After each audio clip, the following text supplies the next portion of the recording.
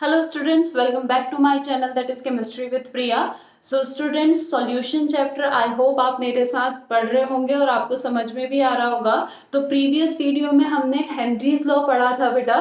तो वो जो हेनरीज लॉ है, उस हेनरीज लॉ से एक तो आपका स्टेटमेंट आता है कि हेनरीज लॉ है क्या, उसके एप्लीकेशंस क्या हैं या उसके डीमेरिट्स क्या हैं। तो ये चीज़ तो हम ऑलरेडी प्रीवियस वीडियो में पढ़ चुके हैं। लेकिन जो दूसरी चीज आती है हेनरीज लॉ से, वो है उसके न्यूमेरिकल्स। तो आज की वीडियो में हम लोग क्या देखने वाले हैं बेटा कि किस टाइप के न्यूमेरिकल्स हेनरीज लॉ से आते हैं। तो कुछ न्यूमेरिकल्स मैं आपको यहाँ सॉल्व करके बताऊंगी, ठीक है, और उसके बाद कुछ न्यूमेरिकल्स मैं आपको सॉल्व करने को दूंगी और वो न्यूमेरिकल्स आप लोग सॉल्व करके मुझे आंसर कमेंट सेक्शन में जरूर बताइएगा, ठीक है।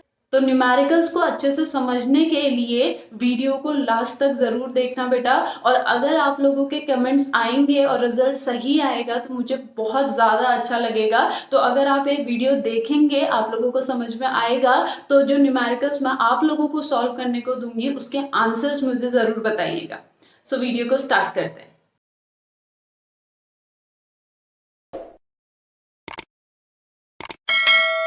सो this is your first question. ये फर्स्ट क्वेश्चन है, आप इसको पढ़िए और नोट डाउन कीजिए, ठीक है। और उसके बाद फिर मैं आपको समझाऊंगी। पहले आप इसको नोट डाउन कर लीजिए, उसके बाद मैं आपको फिर सॉल्व करके इसको बताऊंगी। तो क्वेश्चन क्या है बेटा, the Henry's law constant for oxygen dissolve in water is 4.34 into 10⁴ atm, ठीक है। यहाँ पे क्या दिया है, हेनरीज लॉ कांस्टेंट यानी के एच की वैल्यू दे रखी है फॉर ऑक्सीजन, ठीक है। ऑक्सीजन के लिए KH की वैल्यू दे रखी है और वो कितनी दे रखी है 4.34 इंटू 10⁴ atm। और टेम्परेचर यहाँ पे क्या है 25 डिग्री सेल्सियस, ठीक है। टेम्परेचर की वैल्यू यहाँ पे कोई मायने नहीं रखती है बेटा। मायने क्या रखता है यहाँ पे कि temperature through out the process क्या रहना चाहिए, कांस्टेंट रहना चाहिए। अगर 25 डिग्री सेल्सियस है तो वो लास्ट तक क्या रहना चाहिए, 25 डिग्री सेल्सियस ही रहना चाहिए, ठीक है। If the partial pressure of oxygen in air is 0.2 atm under atmospheric condition, ठीक है। अगर जो पार्शियल प्रेशर है ऑक्सीजन का, दूसरी वैल्यू यहाँ पे क्या दे रखी है, पार्शियल प्रेशर ऑफ ऑक्सीजन, वो कितना दे रखा है 0.2 atm under atmospheric pressure. Calculate the concentration in moles per litre. क्या कैलकुलेट करना है हमने, concentration in moles per litre of dissolved oxygen in water in equilibrium with air at 25 degree Celsius, ठीक है। कंसंट्रेशन हमने फाइंड आउट करना है किसका, डिसॉल्व्ड ऑक्सीजन, ठीक है। क्वेश्चन समझ में आ गया बेटा, क्वेश्चन में कोई प्रॉब्लम नहीं है ना। ओके देखो, अब यहाँ पे सबसे पहले तो हम क्या करेंगे, सबसे पहले क्या लिखेंगे बेटा, सबसे पहले हमारा जो क्वेश्चन 1 है उसका जो सॉल्यूशन है उसमें सबसे पहले हमारा क्या आएगा, गिवन, ठीक है। अब गिवन हमें यहाँ पे क्या क्या दे रखा है बेटा, देखो गिवन हमें दे रखा है KH की वैल्यू, और KH की वैल्यू कितनी दे रखी है यहाँ पे, KH की वैल्यू जो हमें यहाँ पे गिवन है वो है आपकी 4.34 इंटू 10⁴ atm, ठीक है। KH की वैल्यू हमें कितनी दे रखी है, KH की वैल्यू दे रखी है हमें 4.34 इंटू 10⁴ atm। और दूसरी वैल्यू जो हमें दे रखी है that is partial pressure of O2 और ये दे रखा है 0.2 atm, ठीक है। ये हमें कितना दे रखा है 0.2 atm। अब यहाँ पे हम क्या करेंगे बेटा, सबसे पहले तो क्या अप्लाई करेंगे, हेनरीज लॉ अप्लाई करेंगे, ठीक है। और हेनरीज लॉ में कौन सा हेनरीज लॉ अप्लाई करेंगे, जहां पे पार्शियल प्रेशर और मोल फ्रैक्शन का रिलेशन है, ठीक है। तो मोल फ्रैक्शन और पार्शियल प्रेशर का क्या रिलेशन है आपका, partial pressure of O2 is equal to KH into mole fraction of O2, ये रिलेशन है, ठीक है। Partial pressure of O2 is equal to mole fraction of O2 into KH that is Henry's constant, ठीक है। अब यहाँ पे हमें पार्शियल प्रेशर भी गिवन है, KH भी गिवन है, तो हम क्या फाइंड आउट करेंगे, मोल फ्रैक्शन ऑफ O2। तो मोल फ्रैक्शन ऑफ O2 क्या हो जाएगा, mole fraction of O2 is equal to partial pressure of O2 divided by Henry's constant. Partial pressure of O2 क्या है 0.2 और हेनरीज कांस्टेंट हमारा कितना है 4.34 इंटू 10⁴ इज इक्वल, ठीक है। अब आप इसको सॉल्व करेंगे और इसको सॉल्व करने के बाद, मैंने पहले ही इसे सॉल्व करके रखा था बेटा, तो इसको सॉल्व करने के बाद जो वैल्यू आएगी वो आएगी 0.461 इंटू 10⁻⁵, इट्स 0.461 इंटू 10⁻⁵, ठीक है। तो मोल फ्रैक्शन ऑफ O2 क्या आ गया हमारा 0.46 इंटू 10⁻⁵। अब मैंने क्या निकालना है, concentration in moles per litre, मैंने मोल फ्रैक्शन नहीं निकालना है, मैंने निकालना है concentration in moles per litre, ठीक है, यानी 1 लीटर में ऑक्सीजन के कितने मोल्स डिसॉल्व है, ये मैंने फाइंड आउट करना है कि 1 लीटर में ऑक्सीजन के कितने मोल्स हमारे क्या है, डिसॉल्व है, ठीक है। अब देखो यहाँ पे जो मोल फ्रैक्शन ऑफ O2 है, ठीक है, इज इक्वल्स टू क्या हो जाएगा हमारा, moles of O2 divided bye moles of O2 plus moles of water, ठीक है। क्या पूछा है आपसे, calculate the concentration in moles per litre of dissolved oxygen in water, water में ऑक्सीजन डिसॉल्व है ना, तो वाटर में आपका जो वाटर में ऑक्सीजन डिसॉल्व है तो सॉल्यूशन किसका बन गया, ऑक्सीजन प्लस वाटर, तो उस सॉल्यूशन में किसके मोल्स होंगे, moles of oxygen as well as the moles of water, ठीक है। तो मोल फ्रैक्शन ऑफ ऑक्सीजन क्या हो जाएगा, number of moles of O2 divided by number of moles of O2 plus number of moles of H2,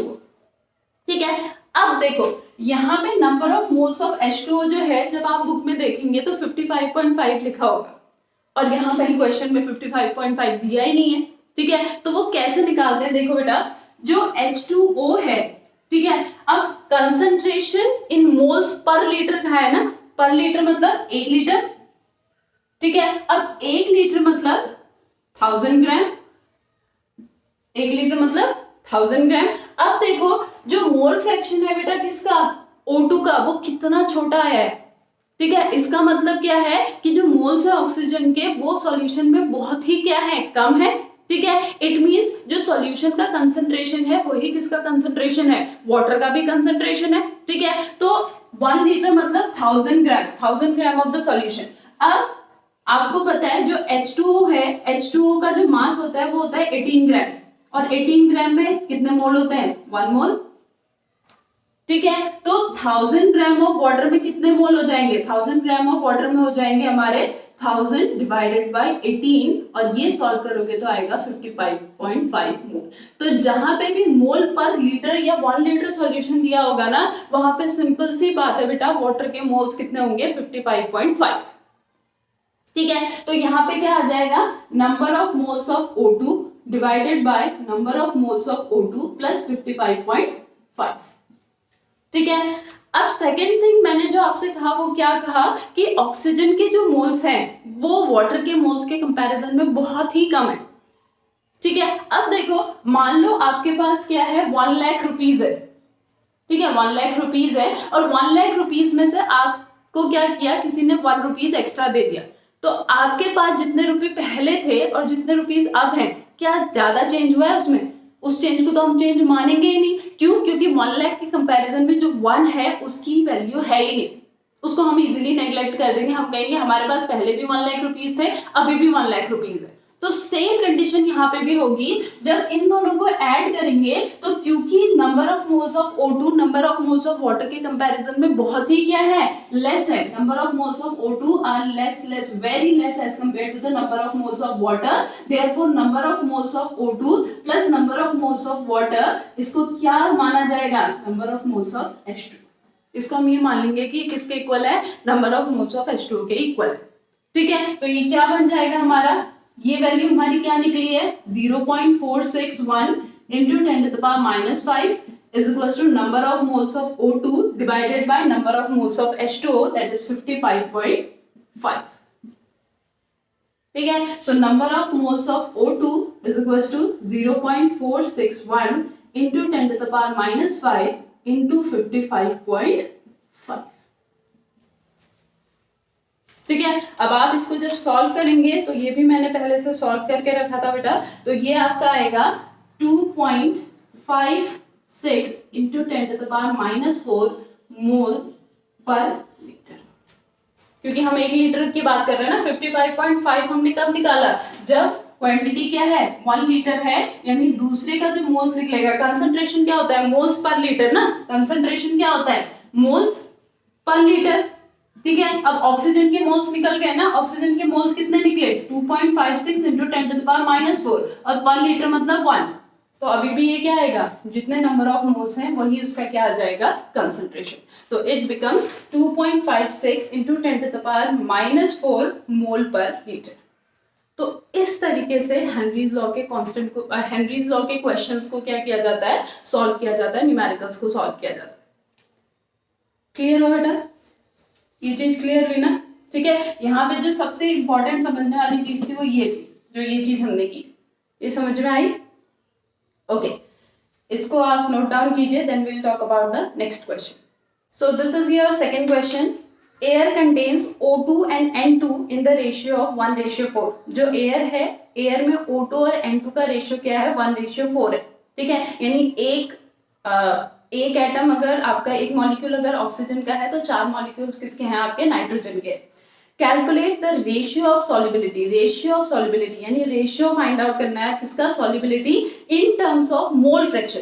solubility का ratio find out करना है, लेकिन किसके टर्म में फाइंड आउट करना है? मोल फ्रैक्शन के टर्म में फाइंड आउट करना है, कंसंट्रेशन के टर्म में फाइंड आउट नहीं करना है. जैसे इससे पहले वाले क्वेश्चन में हमने कंसंट्रेशन फाइंड आउट किया था ना, तो यहाँ सॉल्युबिलिटी फाइंड आउट करनी है, लेकिन किसके टर्म में फाइंड आउट करनी है? मोल फ्रैक्शन के टर्म में फाइंड आउट करनी है, वो भी रेशियो में. मोल fraction of O2 and N2 dissolved in water at atmospheric pressure and room temperature at which Henry constant of O2 and N2 are 3.30 into 10 to the power 7 torr and 6.60 into 10 to the power 7 torr respectively. ठीक है, तो Henry constant दोनों का दे रखा है, O2 का भी दे रखा है और N2 का भी दे रखा है. क्लियर हुआ? क्लियर हुआ? ठीक है, तो क्वेश्चन समझ में आया? तो अब सबसे पहले तो हम यहाँ पे क्या लिखेंगे कि हमें गिवन क्या क्या है यहाँ पे. ठीक है, तो जो गिवन है हमें क्या क्या बेटा? गिवन हमें क्या दे रखा है कि जो आपके क्या है O2 और N2 का जो रेशियो है वो क्या है? 1:4. तो जिस रेशियो में वो एयर में प्रेजेंट रहेंगे उतना ही प्रेशर वो लगाएंगे. तो टोटल कितने मॉलिक्यूल्स हमारे एयर में प्रेजेंट है? 5 मॉलिक्यूल्स, जिसमें से एक मॉलिक्यूल किसका है? ऑक्सीजन, और 4 मॉलिक्यूल्स किसके हैं? नाइट्रोजन के. तो यहाँ पे पार्शियल प्रेशर ऑफ ऑक्सीजन क्या आ जाएगा? पार्शियल प्रेशर ऑफ ऑक्सीजन हो जाएगा 1/5. Partial pressure of oxygen equals to pressure of oxygen divided by total pressure, and partial pressure of nitrogen equals to 4/5. ठीक है, पार्शियल प्रेशर ऑफ ऑक्सीजन 1/5 और partial pressure of nitrogen क्या आ जाएगा? 4/5. अब अगर आप इसको सॉल्व करोगे तो ये क्या आ जाएगा? ये आ जाएगा 0.2 atm. ठीक है, और ये आ जाएगा आपका 0.8 atm, या फिर जो भी वैल्यू आप लिखोगे, एटीएम बार जो भी आप लिखोगे. ठीक है, तो partial pressure of O2 0.2 atm, partial pressure of N2 0.8 atm. ये आ गया. अब यहाँ पे हमें क्या दे रखा है? Henry's law for O2. वो कितना दे रखा है? हेनरीज लॉ फॉर O2 हमें दे रखा है आपका 3.30 into 10 to the power 7 torr.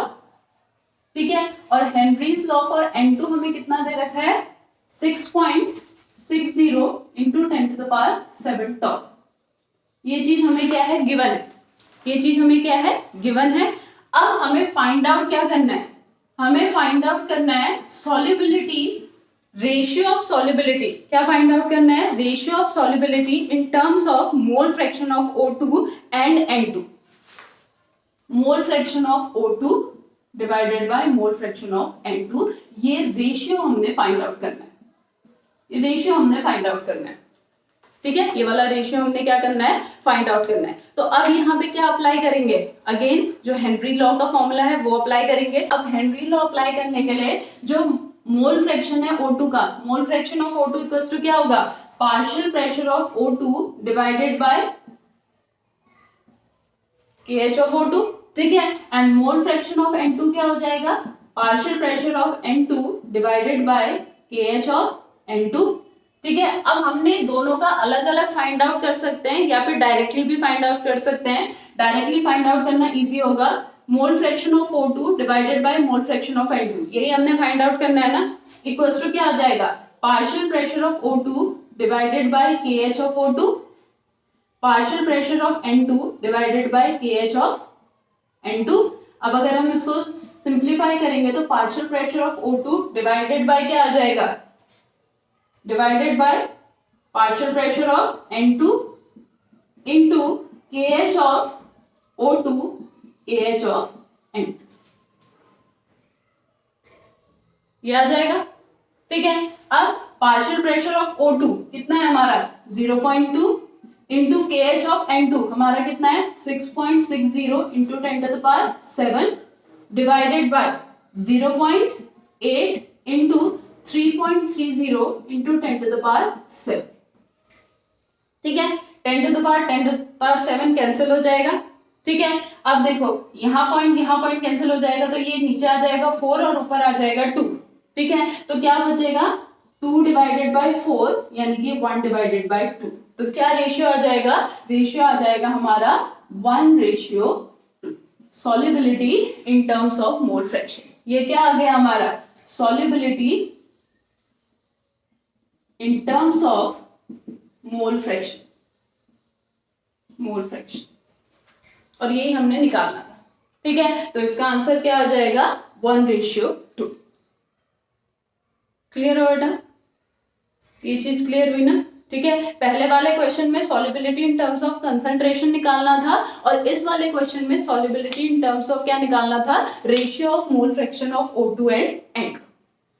तो फॉर्मूला वही यूज हुआ है लेकिन सॉल्व करने का जो मेथड है वो क्या हो गया हमारा, चेंज हो गया।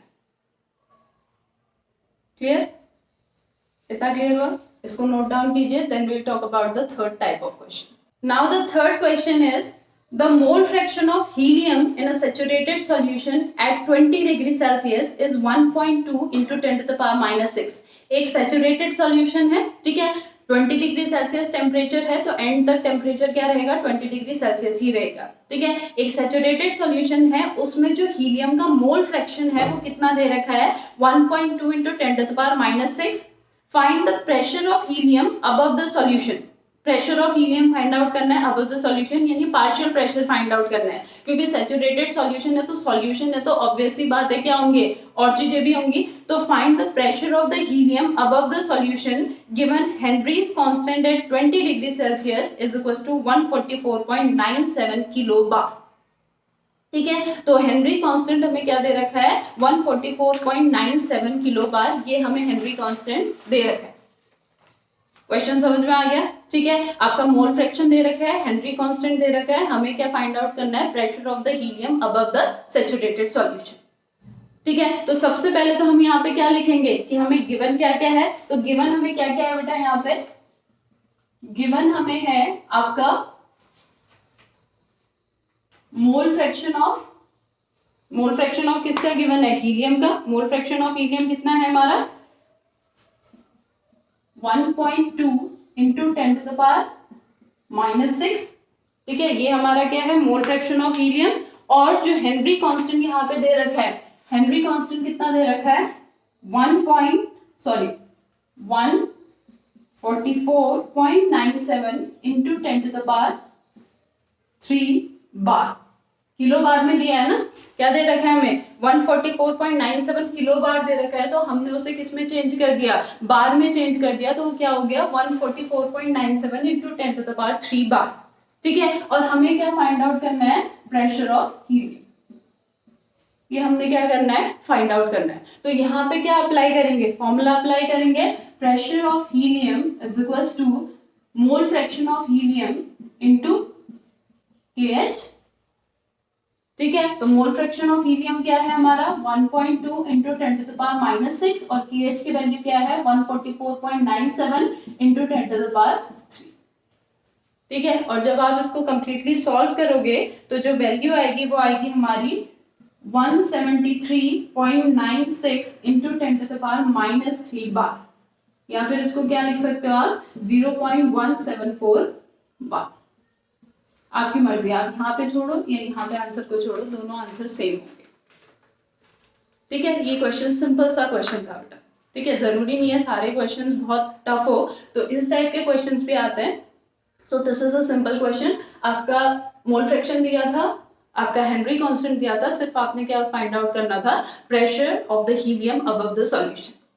ठीक है, तो pressure of the helium above the solution क्या हो जाएगा mole fraction of helium into Henry constant. इसको सॉल्व करेंगे तो यहाँ पे क्या आ जाएगा pressure of the helium above the solution. Clear? ठीक है, सो आई होप ये तीनों क्वेश्चन आपको समझ में आए हो बेटा। अब 2 क्वेश्चंस मैं आप लोगों को यहाँ पे अपने आप से सॉल्व करने को दे रही हूँ, आप उसे सॉल्व कीजिएगा। उसमें कोई डाउट है तो मुझे पूछेगा। वैसे मुझे नहीं लगता अगर आप ये अच्छे से समझ चुके हैं तो उन 2 क्वेश्चंस में आपको कोई डाउट लगेगा, लेकिन फिर भी अगर कोई डाउट है तो मुझे ज़रूर कमेंट में पूछेगा, मैं उसका रिप्लाई ज़रूर दूंगी। और अगर आंसर आ जाएंगे तो कमेंट में आंसर ज़रूर दीजिएगा, मुझे बहुत ज़्यादा अच्छा लगेगा।